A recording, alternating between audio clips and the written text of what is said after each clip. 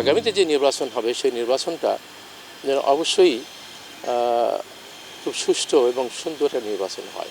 গত যে নির্বাচনগুলো হয়ে গেছে, জাতীয় সংসদ নির্বাচনে যারা শাসক হয়ে এসেছিলেন, যে শাসন ব্যবস্থা চলেছে, তাদের থেকেও অন্তত আগামী দিন যেন ভালো একটা শাসন ব্যবস্থা আমাদের দেশে আসে।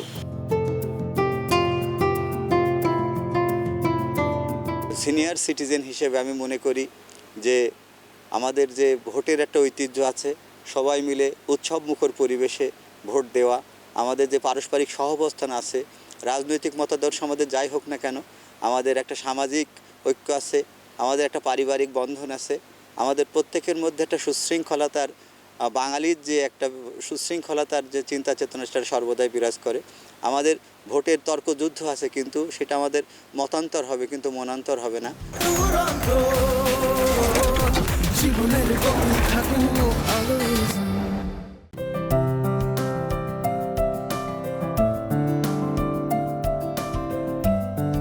আমরা চাই যে একটা সুন্দর বাংলাদেশ, সমৃদ্ধ বাংলাদেশ, সেই বাংলাদেশে আসলে থাকবে যেখানে মানুষের নিরাপত্তা থাকবে। আমাদের যারা প্রার্থী আছে তাদের কাছে আমরা আমাদের তরুণ ভোটারদের পক্ষ থেকে আমরা অনুরোধ জানাবো যে এই যে আমাদের শিক্ষা ব্যবস্থাটা, যে আমরা ছাত্র আছি, এই শিক্ষা ব্যবস্থাটা যাতে বহির্বিশ্বে যেভাবে চলমান আছে তাদের সাথেই তাল মিলে আমরা চলতে পারি।